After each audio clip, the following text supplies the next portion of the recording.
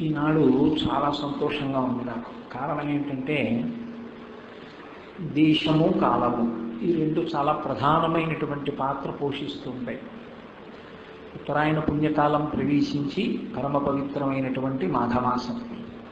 అందున అటువంటి మాఘమాసంలో సార్వభౌమ పీఠంగా యావత్ బ్రహ్మాండమునందు గౌరవించబడేటటువంటి శృంగగిరి పీఠానికి ప్రతిబింబన్యాయంగా ఉన్నటువంటి శాఖ అయిన ఈ గుంటూరు శృంగగిరి శారదాపీఠ శాఖలో అమ్మవారు ఇక్కడ అవతరించినటువంటి సందర్భాన్ని పురస్కరించుకుని ప్రతి సంవత్సరం జరిగేటటువంటి ఉత్సవాలలో అంతర్భాగంగా సాక్షాత్ ఈనాడు అపర శారదాస్వరూపులై ఈ భూమి మీద నడయాడుతున్నటువంటి మహాపురుషుడు అజ్ఞానాం జాహ్నవీ తీర్థం విద్యాతీర్థం వివేకినాం.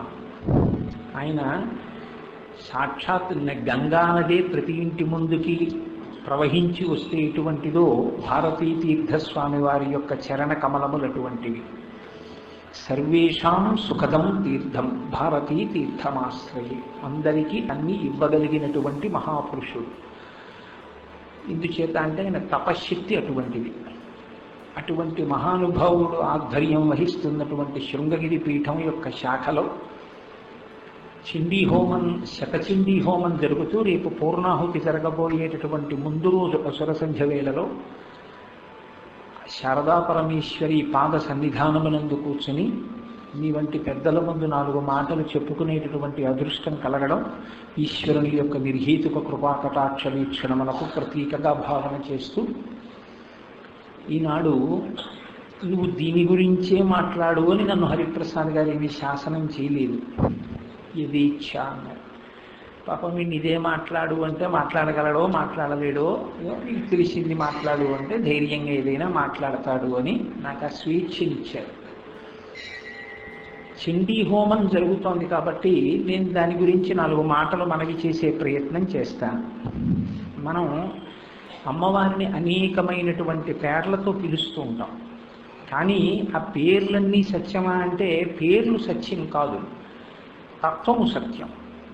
సత్యమైనటువంటి తత్వాన్ని అనేకమైన పేర్లతో పిలవడం ఎందుకు అంటే మనసుకి ఆలంబనము కలుగుట కొరకు. ఇది మీరు ఎప్పుడూ జ్ఞాపకం పెట్టుకోవాలి ఉపాసనలో. ఇదే అమ్మవారి స్వరూపమా అని నేను అడిగాను అనుకోండి, ఇదే స్వరూపము కాదు. ఒక్కొక్కసారి ఆవిడ అష్టాదశభుజాదేవి సహస్ర భుజమండిత సంభూతాసురనాశాయ తేజోరాశి సముద్భవ అన్నారు వ్యాస మహర్షి ఒకనాడు దేవీ భాగవతంలో. ఆమె 18 భుజాలతో ఆవిర్భవించింది. అదే ఆవిడ స్వరూపం. దుర్గమాసురనాశాయ ఒకప్పుడు ఒక రాక్షస సంహారం కోసం కనకదుర్గగా ఆవిర్భవించింది. అదే ఆవిడ స్వరూపం. సింధూరారుణ విగ్రహాం త్రినయనాం మాణిక్య మౌలిస్ఫుర తారానాయక శేఖరాం స్మితముఖీం అదే ఆవిడ స్వరూపం. లేకపోతే అరుణారుణ వర్ణంలో ఉండేటటువంటి కరుణాదిత్య పాటల అని మహానుభావుడు వ్యాస భగవానుడు లలితా సహస్రనామ స్తోత్రంలో కీర్తించాడు. అదే ఆవిడ స్వరూపం. అంటే ఇది ఆవిడ స్వరూపం అని చెప్పడం కష్టం. కానీ మరి అటువంటిప్పుడు ఈ నామాలు రూపాలు ఏమిటి అంటే ఏదో ఒక నామము ఏదో ఒక రూపము లేకపోతే నామరూపములను ఆలంబనంగా తీసుకుంటే తప్ప నీ మనసుని నిలబెట్టడం కష్టం. కాబట్టి ముందు నీ మనస్సుని నిలబెట్టడం అనేటటువంటిది ప్రారంభం చేస్తే సత్యాన్ని తెలుసుకునే ప్రయత్నంలో అదే సత్యంలో లీనమైపోయి సత్య వస్తువుగా నువ్వే నిలబడి నువ్వే సత్యమని, నీలో ఉన్నది సత్యమని, ఉన్నది ఒక్కటే పదార్థమని, మిగిలినదంతా భ్రాంతి అని మాయ అని తెలుసుకోవడానికి ఒక ఆలంబనం కలగడం కోసం అని చెప్పి నామరూపాలు వచ్చాయి తప్ప యథార్థమునకు నామరూపములు సత్యమైతే అంతకన్నా ఆశ్చర్యకరమైన విషయం లోకంలో ఇంకోటి లేదు. శంకర భగవత్పాదుల యొక్క సంపూర్ణ బోధ అంతా మాయ పోగొట్టడానికే. మాయ అనగా నామరూపములే. నేను తరచూ చెప్తూ ఉంటాను ఈ మాట. మాయ అంటే పెద్ద పెద్ద నిర్వచనముల వెంట పడకండి. నామము రూపము దీనికే మాయా అని పేరు. నామము కోటేశ్వరరావు, రూపము కోటేశ్వరరావు అని పడేటప్పటికీ ఏదో 6 అడుగుల ఎత్తు మనిషి, ఓ పంచ ఓ లాల్చి రూపం. అది సత్యమైతే ఇంకో 25 సంవత్సరముల తర్వాత నేను మెట్లిలా ఎక్కగలిగితే ఆశ్చర్యమే.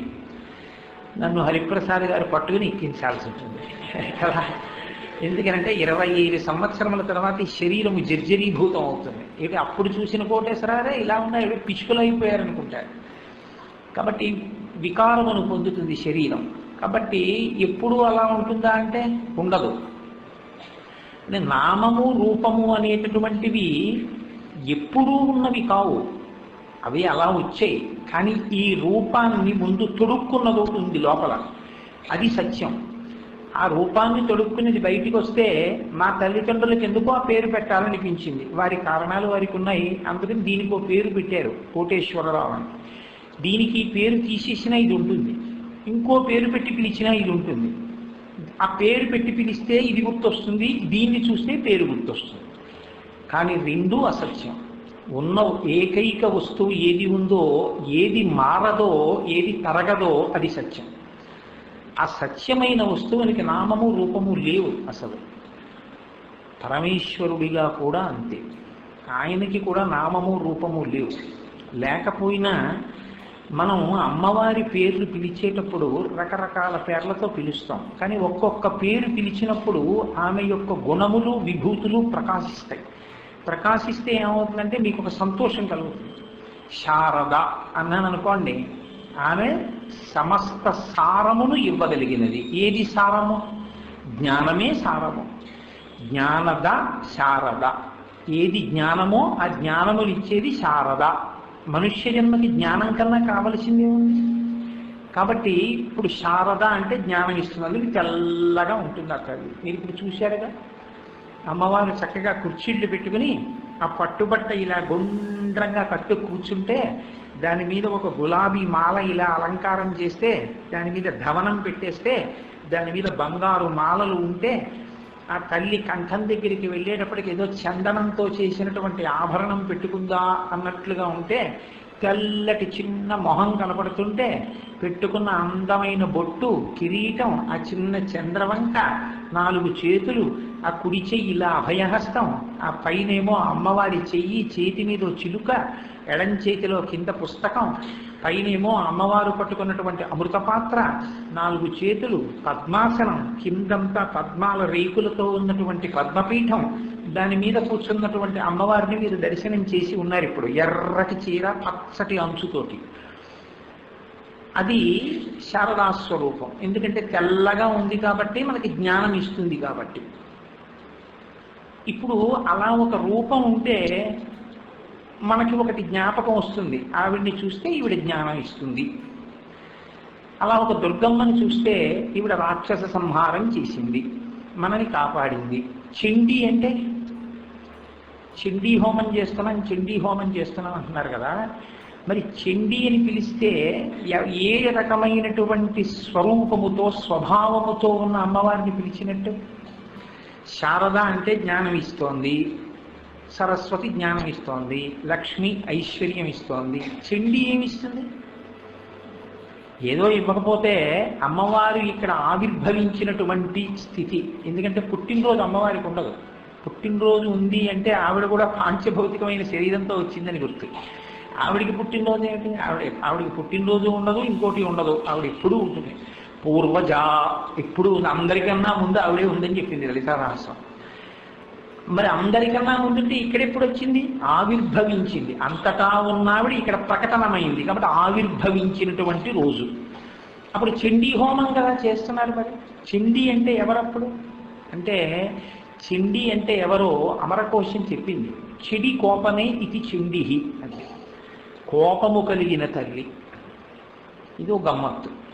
కోపం కలిగిన తల్లిని ఆరాధించడం ఏంటంటే, కోపంగా ఉన్నావిడిని ఆరాధిస్తే ఆవిడ కోపడుతుంది కదా. మరి కోపంగా ఉన్నావిడిని ఎందుకు? ప్రశాంతంగా ఆవిడ ఎప్పుడూ ఉండదండి.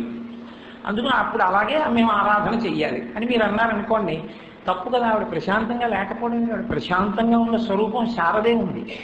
శారదకే హోమం చేయడం మానేసి చండీ హోమం ఎందుకు చేస్తున్నట్టు? అంత తెల్లగా, అంత చక్కగా, అంత ప్రశాంతంగా కూర్చున్న ఆవిడికి చండీ హోమం ఎందుకండి? శారదా హోమమే చేయకూడదు ఏంటి? లేదా కల్పన ఎక్కడానో అలా చెయ్యొద్దని ఎవరైనా అన్నారా? మరి చండీ హోమం ఎందుకు చేయడం? చండీ అంటే ఇంతకన్నా ఇంకో అర్థం ఏమైనా ఉందా అంటే ఇలాగే చెప్పాలని చెప్పింది శాస్త్రం. అంతే, అలాగే మాట్లాడాలి. చండీ అంటే కోపము కలది, చెడి కోపమే ఇది చండీ. మరి కోపంగా ఉంటే ఎందుకు కోపం అంటే, కోపం అనేటప్పటికి వెంటనే మనం ఏం చేస్తాం? ధూర్త లక్షణం కింద లెక్క కడతాం. కోపం ఏమిటండి, తప్పు కదండి, అలా కోపంగా ఉండడం ఏమిటండి అంటాం. ఇప్పుడు నేను మీతో మాట చెప్తాను, కొంచెం జాగ్రత్తగా మీరు అవధరించే ప్రయత్నం చేయండి. నా కోపం మీద నాకు కోపం, ఇప్పుడు మీకేమైనా అభ్యంతరమా? ఇప్పుడు ఏమైనా మీకు అయ్యో అలా ఉండకూడదండి తప్పు అని మీరు అనగలరా? నేను ఆలోచించకూడని దాని గురించి ఆలోచిస్తున్నాను అంటే, ఈ వెండి పళ్ళెం ఎలా పట్టుకెళ్ళిపోదామని ఆలోచిస్తున్నాను అనుకోండి. ఈశ్వరానుగ్రహం చేత ఇన్ని జన్మలకి నాకు అటువంటి కోరికలు పుట్టకుండుగాక. కానీ ఉదాహరణకి చెప్తున్నాను, ఈ వెండి పళ్ళెం పట్టుకెళ్ళిపోదాం అని అనుకున్నాను అనుకోండి, ఏం చేస్తాను? ఎలా పట్టుకెళ్ళిపోతే బాగుంటుందని ఇలా ముడేసి ఆలోచిస్తాను. అమ్మవారు కూడా ముడేసింది. ఎప్పుడు ముడేసింది? శంకరాచార్యులు వారు చెప్పారు సౌందర్యలహరిలో, భ్రవౌ భుగ్ని కించిత్ భువన భయభంగ వ్యసనిని అన్నారు ఆయన. ఆవిడ కూడా ఇలా ముడేస్తే ఆవిడ కూడా ఏదో ఆలోచిస్తోంది. ఆవిడ కూడా ఆలోచిస్తే ఆవిడకి కూడా ఏదో కోరిక ఉంది. ఆవిడకి కూడా ఏదో కోరిక ఉంటే ఆవిడ మనలాగే తీర్చుకోవడానికి ఎవరి దగ్గరికి వెళ్ళవలసి ఉంటుంది. అప్పుడు ఇంక నేను ఆవిడని ఆరాధన చేయడం ఎందుకు? ఆవిడికి కోరికుంటే, నా కోరికలు నా పతన హేతువులైతే అమ్మవారికి కోరికుంటేనే కదా మరి కనుబొమ్మలు ఊడిపడ్డాయి.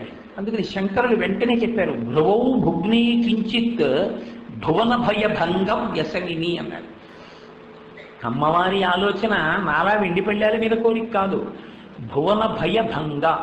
అయ్యయ్యో, ఈ భువనాల్లో ఉన్నటువంటి నా బిడ్డలందరూ ఇంత దుఃఖంతో ఉన్నారే, ఈ దుఃఖానికి అంతటికీ మాయ కారణమే. వీళ్ళకి మాయ ఎలా పోతుంది? వీళ్ళకి ఎప్పుడు జ్ఞానం వస్తుంది? వీళ్ళు ఎప్పుడు తరిస్తారు? ఇది ఆవిడ ఆవేదన. ఈ ఆలోచనతో ఆవిడ ఇలా ముడేసింది. ఇప్పుడు ఆవిడ కనుబొమ్మలు ముడివేయడానికి నేను కనుబొమ్మలు ముడివేయడానికి తేడా ఉందా లేదా?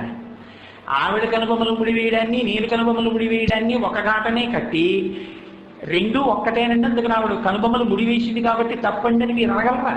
మీరు అనలేరు.